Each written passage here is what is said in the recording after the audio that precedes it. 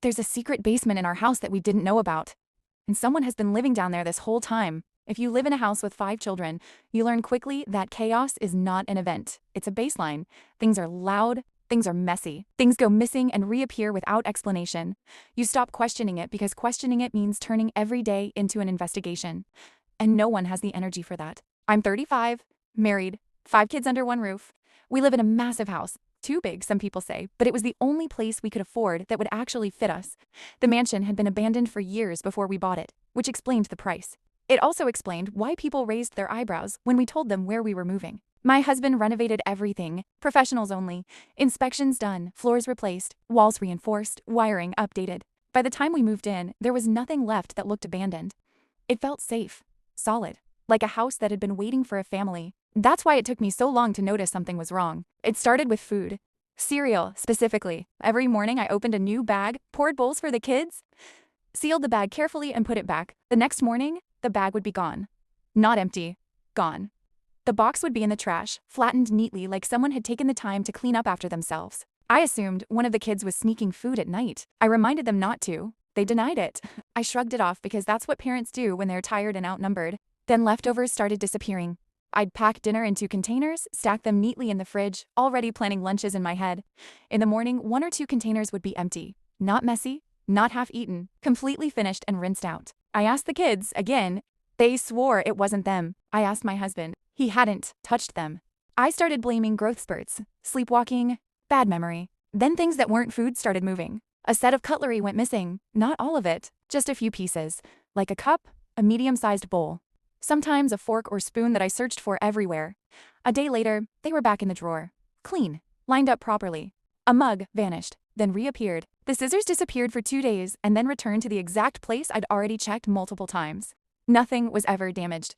Nothing was ever out of place when it came back. That detail bothered me more than I wanted to admit. If my kids had taken something, it would have come back dirty, bent, stuffed somewhere random. This felt deliberate, like borrowing. I didn't say that out loud. I didn't even think of it clearly yet. Then money went missing. I keep emergency cash tucked away. I don't touch it unless I have to. I know exactly how much is there. One evening, I checked and some of it was gone. Not all, just enough to notice. I questioned everyone, carefully, calmly. No one admitted to anything. There were no signs of a break-in. Doors locked. Windows intact. No disturbed locks. No strange footprints. No missing valuables beyond small, practical things. That's when I started paying closer attention. I noticed the couch had shifted slightly overnight, like someone or something had bumped into it. Not much, just enough that it wasn't flush with the wall anymore. A jacket of my husband's went missing after laundry day. We assumed it was buried in one of the kids' rooms. It turned up days later, folded and placed on a chair. Food kept vanishing. Objects kept returning. The house stayed locked. The neighbors were normal, quiet, no one suspicious. No one lurking. No unfamiliar cars. At night, I'd lie awake listening, not for footsteps, but for patterns. I heard nothing, and somehow that was worse, because it meant whatever was happening wasn't careless. It wasn't noisy. It wasn't obvious. It was quiet, intentional. I didn't tell anyone how uneasy I was becoming, not even my husband. I told myself it was stress, hormones, the mental overload that comes with managing a big household. Still, I started double-checking doors, counting things, watching. Weeks passed like that. Small disturbances. No explanations. And the worst part? The house never felt broken into. It felt lived in, just not by everyone I thought lived there. Once you notice something is wrong, you can't unnotice it. The house didn't change, but my relationship to it did. Rooms I used to pass through without thinking suddenly felt watched, not in a supernatural way, but in a deeply human one. Like being in a room where someone had just been moments before. I started tracking patterns, not obsessively, not at first, just little mental notes. What food went missing? What objects moved? What days it happened on? I didn't write anything down because that felt dramatic. And I was still clinging to the idea that this had a normal explanation I simply hadn't found yet. The food was the most consistent. Cereal, leftovers, bread, fruit that disappeared one piece at a time. Never junk food, never treats. Always practical. Filling items. The kind of choices you'd make if you were hungry, but careful. That detail bothered me more than it should have. If this were one of my kids, there would be chaos. Wrappers shoved under couches, uneaten crusts, half-finished glasses abandoned in random places. But none of that ever happened. Everything vanished cleanly. I started marking things without telling anyone. I placed a spoon at a specific angle on the counter before going to bed. In the morning, it was gone. Later next day, it was back. Rotated slightly, but in the same spot. I stacked containers in the fridge in a way that made sense only to me. One was gone by morning. The rest were untouched. I folded my husband's laundry in a specific order. One shirt disappeared. 2 days later, it reappeared, folded better than I had done it. That was the moment my stomach truly dropped. No one in my house folded like that. I began checking doors multiple times a night. Windows too. Everything stayed locked. No scratches. No forced entry. No signs of tampering. I checked outside. The yard, the garage, the fence line. Nothing disturbed. No footprints. No trash. No evidence of someone coming and going. The house wasn't being entered, which meant whatever was happening was already inside. That thought sat heavy in my chest. I didn't say it out loud. I didn't even allow myself to think about it fully yet. Instead, I told myself I was overreacting. That exhaustion makes you paranoid. That managing 5 kids makes you see patterns where none exist. Still, I stopped leaving food out overnight. It didn't help. Food still disappeared. I rearranged pantry shelves, thinking maybe I was misremembering quantities. The changes continued. One night, I stayed up later than usual, pretending to scroll on my phone while actually listening. The house settled around me, old beams creaking softly. Pipes knocked faintly. Nothing else. No footsteps. No doors. No sound of someone rummaging through the kitchen. In the morning, the leftovers were gone. The couch had shifted again. This time more noticeably, like someone had bumped into the arm while walking past. I knew I hadn't done it. I knew my kids hadn't either. They would have dragged it, scraped it, left marks. This looked like an accident, like someone misjudged the space. That same morning, I found crumbs in a place that made no sense. Behind the couch, tucked near the wall, like someone had crouched there briefly. Not a mess, just a few. I vacuumed them up without telling anyone. I didn't want to hear the word imagination again. That afternoon, my husband noticed something was off. Not because I told him, but because I started asking strange questions. Did you move the couch last night? No. Did you eat the leftovers? No. Did you come downstairs after midnight? He looked at me then, really looked. What's going on? He asked. I almost told him everything. Instead, I said, I think the house is settling weird. He nodded, unconcerned. Old house. Normal explanation. I let it go. That night, something happened that removed any remaining doubt. I went to bed after everyone else. I know this because I checked. Doors closed. Lights off. Silence. Around 2 a.m., I woke up. Not suddenly, not in panic, but the way you do when something isn't right. I listened. Still, nothing. Then I noticed the fridge light seeping through the gap under our bedroom door, a faint glow spilling into the kitchen. The fridge door was open. Not wide. Just enough. I stood there at the top of the stairs, frozen, listening for movement. Nothing strange, because if it were my kids, they'd be loud. They cannot help but be loud even when they think they are whispering. I didn't go down. I don't know why. Fear, maybe, or instinct. I closed the bedroom door and locked it, my heart pounding so loudly I was sure it would wake my husband. In the morning, the fridge was closed. Leftovers gone. No one admitted to getting up. That was when I finally told my husband everything. Not in a rush, not hysterically, just facts. Food missing, objects moving, money gone, furniture shifting. The fridge. He listened without interrupting. When I finished, he didn't laugh. He didn't dismiss it. He walked through the house with new eyes. Checked doors, windows, the garage, the yard. Maybe we should install cameras, he said finally. I agreed immediately. But even that thought unsettled me, because cameras catch people who come and go, and whatever was happening here didn't feel like it was coming or going at all. It felt like it was staying. That evening, while making dinner, I realized something else. The food that disappeared always left enough behind. Enough for the kids. Enough that I wouldn't notice right away. Whoever or whatever was taking it wasn't greedy. They were cautious. And that scared me more than if they'd taken everything, because it meant they were thinking, planning, trying not to be found. And they were succeeding. The decision to install cameras felt like a turning point, something proactive, something rational. My husband ordered them that same night. Indoor cameras for the main floor, the kitchen, and the living room. Motion alerts, cloud storage. All the things you do when you want proof more than reassurance. The delivery wouldn't arrive for the next 3 days at least. 3 days is a long time when you already know you're not alone. I changed my behavior without realizing it. I stopped leaving dishes in the sink overnight. I stopped stacking leftovers in clear containers. I stopped putting anything on the counter that didn't absolutely need to be there. And still, things happened. The night after we ordered the cameras, the pantry was different in the morning, not emptier, just altered. Boxes shifted. Bags nudged slightly forward, like someone had been careful to put everything back, but didn't know the system. That detail lodged itself in my chest. You can tell when someone doesn't live in your house but has learned how to move through it. They don't make mistakes. They make almost mistakes. I started waking earlier, not on purpose. My body just did it. I'd lie there in the half-dark listening. I didn't hear footsteps. I didn't hear the doors. I didn't hear breathing. What I did hear was the house itself. The soft, settling sounds I'd once ignored now felt loaded. A faint knock in the walls. A low creak somewhere far away.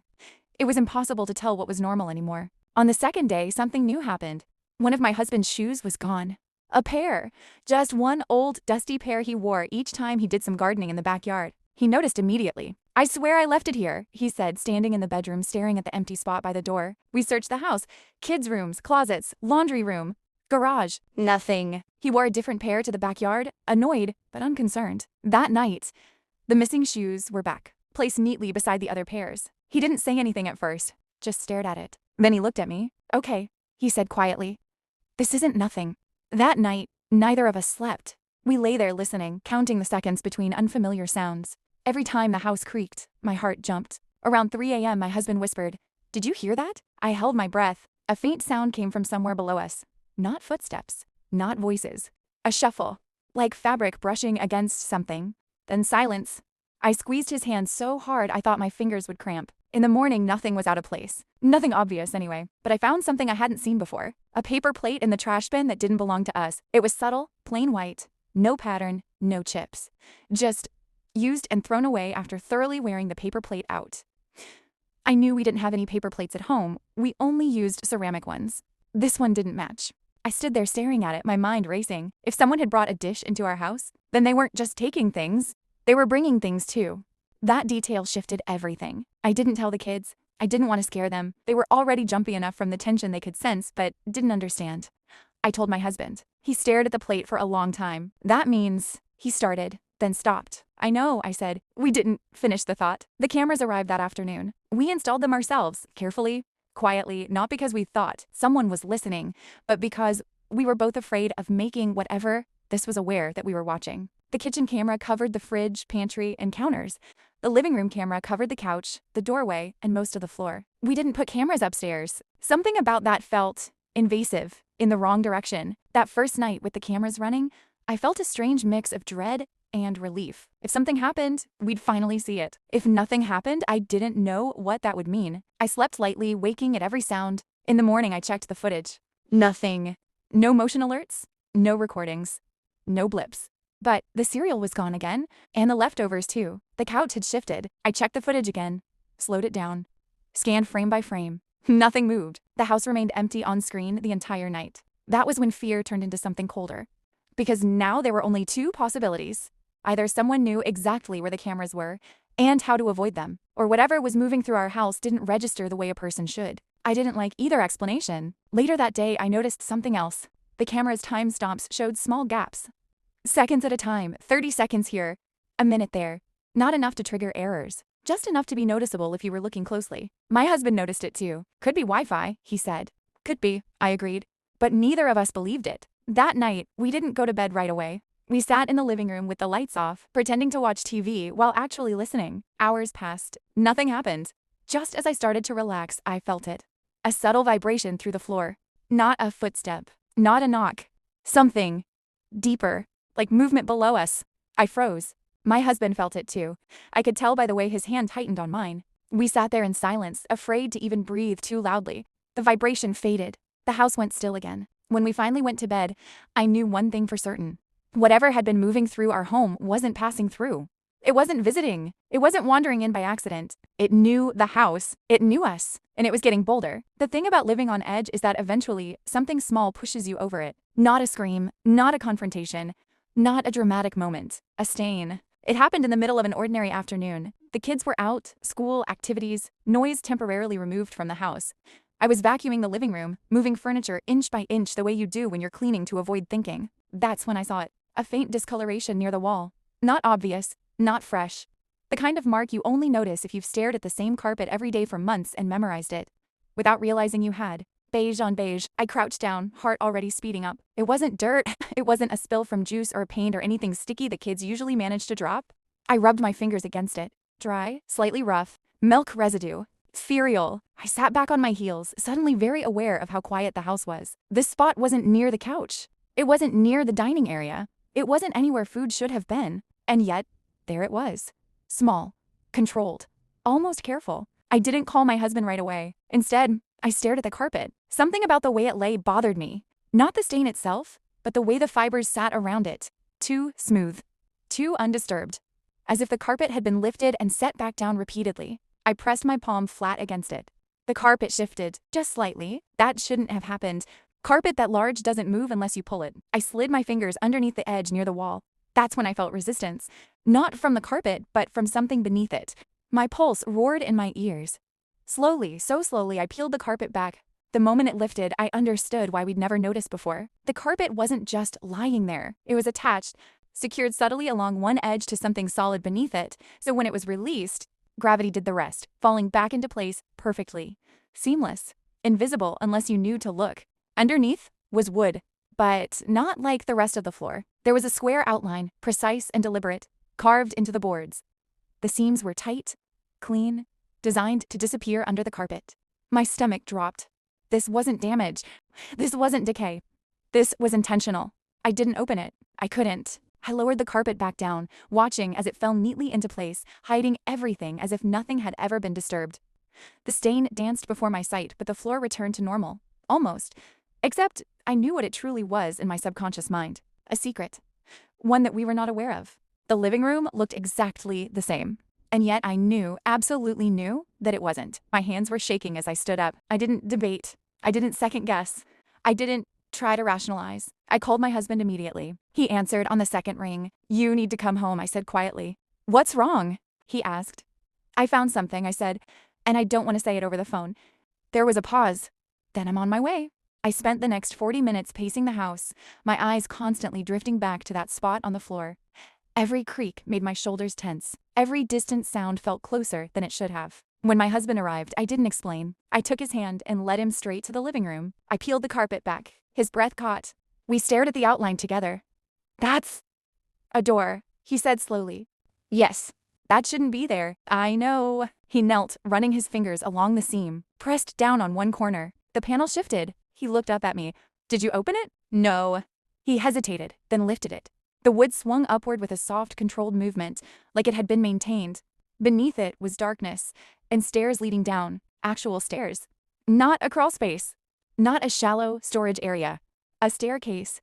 My legs went weak. "We were told there was no basement," I whispered. "I know," he said.